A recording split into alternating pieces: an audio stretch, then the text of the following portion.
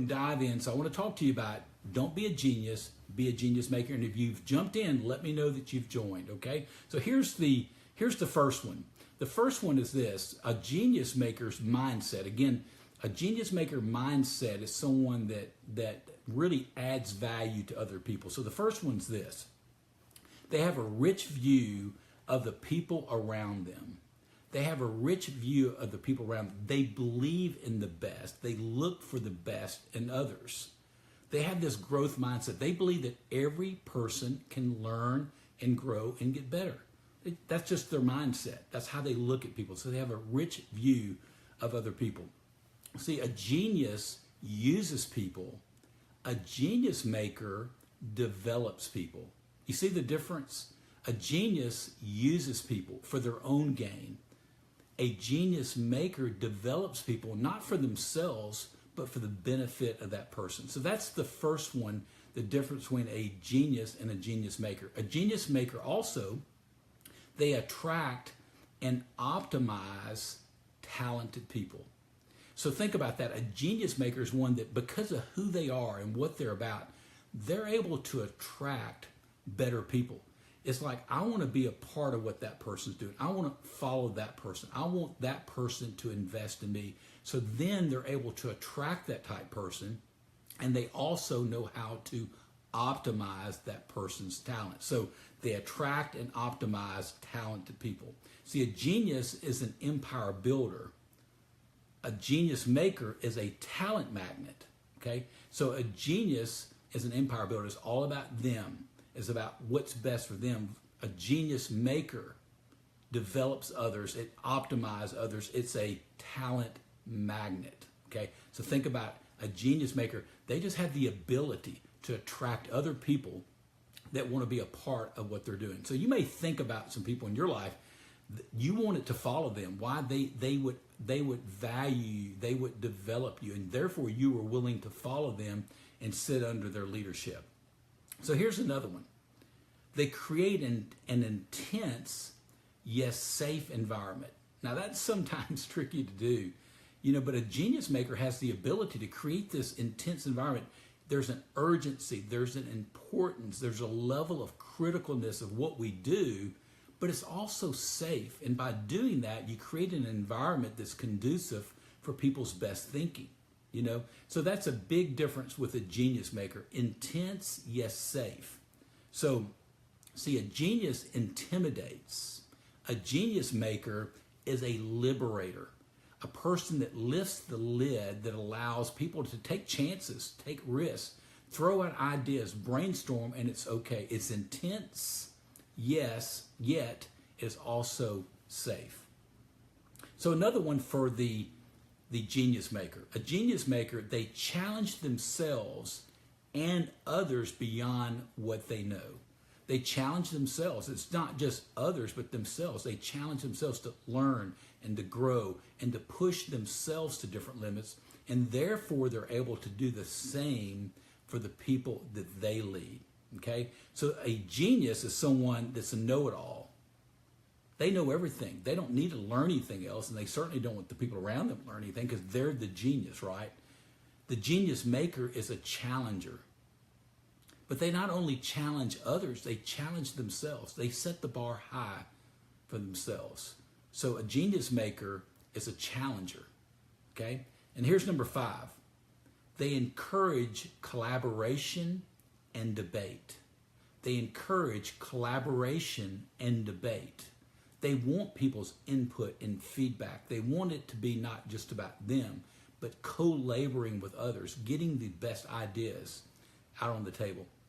And they're confident and comfortable enough that they're okay to get things debated. People to push back a little bit. There's nothing wrong with that, because they're secure in themselves. But a genius, they don't expect anybody to have any additional input, because they already know it all, right? So a genius maker, they promote collaboration and debate. They expect that. They want people on their team that can do it. A genius is a decision maker. A genius maker is a debate maker. Now listen, at some point, decisions have to be made. It's not that you're running a consensus and you're waiting around, let's vote on something.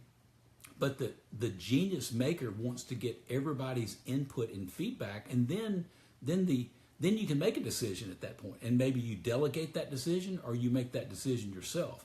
But you don't make that decision in a vacuum saying, what can the people that I work with, what do they have to offer? I'm the know-it-all. I know all the answers. I don't need their input. I can just make it myself. Have you ever worked for someone that operates like a genius? They think they're a genius. Okay, now here's the parentheses here, or the quotations.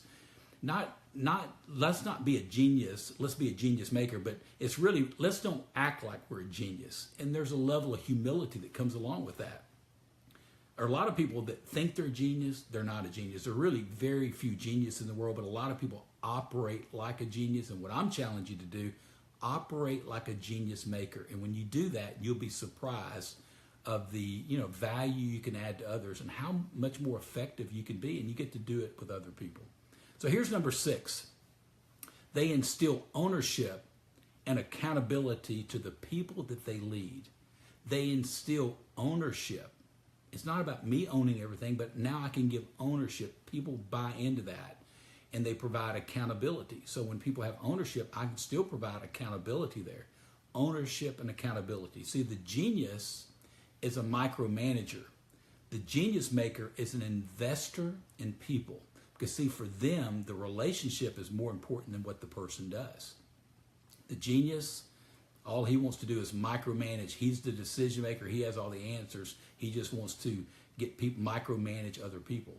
Conversely, the genius maker, he's an investor. She's an investor, investing in people for their good and out of their relationship, in a belief that you think highly of them. You value them. So those are the 6 things that I want to pose to you tonight about the difference between a genius and a genius maker. Okay? Now, let's unpack this just a little bit more. And I've got a couple questions, and actually one of these came up even last week that I'll get to address from last week's lesson, and also this. And by the way, if you've just jumped in, if you've got a book that you're reading that's helping you to learn and grow, I want you to post that. I mentioned a book to you earlier about Move Your Bus. Very, very good book. And I'm trying to read, typically I read about 2 or 3 books a month.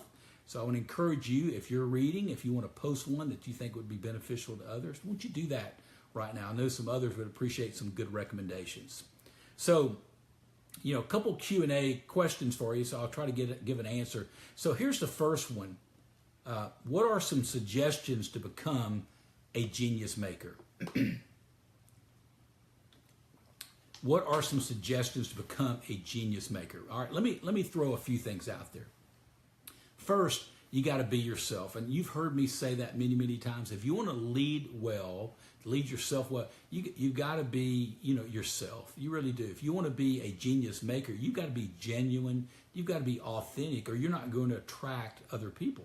No one wants to follow a phony. They just don't. They want to follow someone that's real, that's authentic, not perfect, not perfect.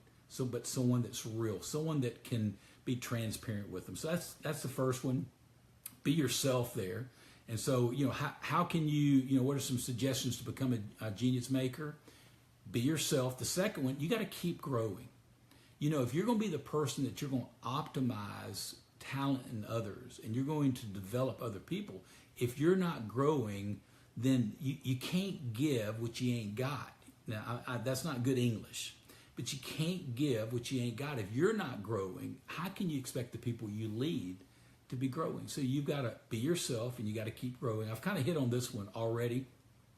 But, my whole theme of the Facebook Live, lead yourself well. Man, I can't overemphasize that enough. Lead yourself well. Are you being responsible? Are you being accountable? Do you show up on time? Do you not waste people's time? Are you respectful? Do you get back with people quickly? Do you do things with excellence? Do you do things with a level of urgency? Do you do things with passion in what you do? Okay. Now, I'm going to make an offer to you tonight. So I want you to make a note of this. All right. This is something I'm going to give to you because I want to invest in you. I want to develop you. So we're going to make available to you a free resource tonight. Kevin Lynham would put out for you my ebook called Hacking Your Life, and he will give a link to you that you can download that. You can read that tonight because it won't take you but a few minutes to read it, and you can start practicing it tomorrow. It's something that I do 5 days a week. So in the morning, about 6 o'clock, I'll be doing this. You can do the same thing, and it will help you to lead yourself well. All right? Free offer called Hacking Your Life. It's a free ebook I want to provide to you that's going to be available tonight. You'll have a link that you can download that, and you can read it tonight, start practicing tomorrow. So those are some things that you can do to become a genius maker. So here's the second question that I have is how do you, how do you work with a micromanager? How do you work with a micromanager? All right, let me just start out by saying avoid a micromanager like the plague. You know, if you're already doing it, good luck, God bless, I hope it works out for you. It's not easy. I guess I've experienced that once in my life, and it was not fun. It really wasn't. And this was a good guy. You know, he was just a micromanager. I remember, this has been about, I won't date it because I might give this person away, and I don't want to do that. But I would, at the end of the week, I would fill out a report that would usually be between 12 and 15 pages. It would take me maybe 3 or 4 hours to fill out a report. And the report was for me to give this person everything that I had done that week, every meeting that I'd had, every training session, every assignment, everything had to be detailed out. And then I would meet with him to go over it with him. And usually I'd email it to him a few hours before a meeting. And then he would email me back asking additional questions. Then we'd meet about it. I would put probably, 6, 7, 8 hours in a week, either coming up with a report, replying to his questions from the report, and then going over it again. And it was just a beating. I don't know how else to say it. It was just a beating. Now, this is just my personal belief about a micromanager, is that they battle with pride. I believe there's a pride issue there.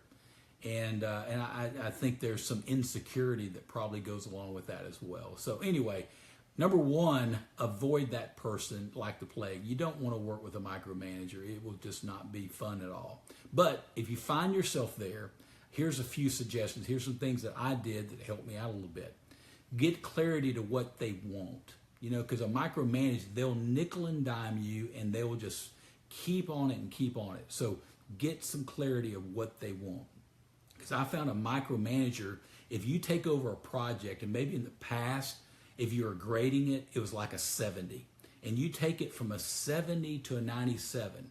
They won't value the fact you took it from a 70 to a 97, but they'll nitpick you to death over that 97 to get it to 100. And I've seen that happen. And I'm just telling you, you will not attract, if you're a micromanager, you will not attract talented people. Talented people, they're not going to do that for a long period of time. They're just not going to do it. So again, if you work with a micromanager, get clarity on what they want. Work on building a trust relationship with that person. A lot of times, going back to that micromanager, it's pride and it's usually insecurity, and there's also some type of trust issue. Maybe in the past they've been burnt, so they tend to micromanage. So when you build a trusting relationship with that person, they'll tend to let up a little bit in time, okay? And then the third thing, is practice direct communication with a micromanager. You got to be very direct, following up, because they want to know exactly what you're doing. Again, I don't think it's healthy to work with a micromanager, and you're not going to attract egos to your team if you're a micromanager. You're just not going to do that. It'll work for a little while, but it's not going to work for a long term. And I would say if you fall in that category as a micromanager, I'm not trying to give you counseling here, but you may want to take a deep look inside to see what's going on. Maybe there is a pride issue that you're dealing with, and maybe there's some other trust issues that you're dealing with as well. So that's how I would deal with a micromanager. All right. So that's a couple questions I had for you. So I want you to share with me, what is your biggest takeaway tonight? All right. That's something you can do for me. What is your biggest takeaway tonight? Again, I've talked to you about the difference in being a genius and being a genius maker. And I shared with you 6 shifts in your mindset to be a genius maker. And those are listed for you in case you missed it or you just jumped in. But what is your biggest takeaway? If you're not getting a takeaway, let me recommend something to you. I wouldn't waste your time joining me on Facebook Live because it's not adding value. If you're not gleaning at least one thing that can help you, it may not be the best use of your time, and that's fine. I'm not for everybody. I know that. So I love to know that will encourage me if you list a takeaway. And your biggest takeaway, we'll look at that. I'll look over it, and the biggest takeaway, I'll send that out as a quote, give you credit for that, and we'll post that out for all of the people that watch it. I know this last video that I did, I think we had about 17 or 1,800 people that viewed that. So we'll send that out to everybody that watched it before they'll be able to check it out. So something else, another favor I want to ask you, would you consider sharing this? Again, one of the things that I want to do, I want to help lead you well. I want to encourage and empower you to lead, to live, lead, and finish well. And one of the ways that you can help me to multiply this is that if you'll share this. I know that I'm asking you to do something for you. I'm trying to invest in you, but it would be such an encouragement to me and hopefully a blessing to others if you'll share this with others. So if you'll consider doing that, I would greatly appreciate it. Again, tonight I talked to you about, don't worry about being a genius. Focus more on being that person that's known for a genius maker, and you might be shocked of the type people you'll start attracting that want to be a part of what you're doing and your team. I've seen that happen over many, many years. People I've invested with and developed, and I'm still in contact with them because they see value. I've been able to optimize their talent, and I've been able to attract additional people because of that. Again, things that I've learned through the years. I've got a long way to go. I'm still learning and reading and developing. That's why I want you to recommend any books that you're reading. I might want to check out one of your books that I can learn some additional lessons along the way. Well, listen, until next time, I'm going to be leading well. I want you to be leading well. Take care.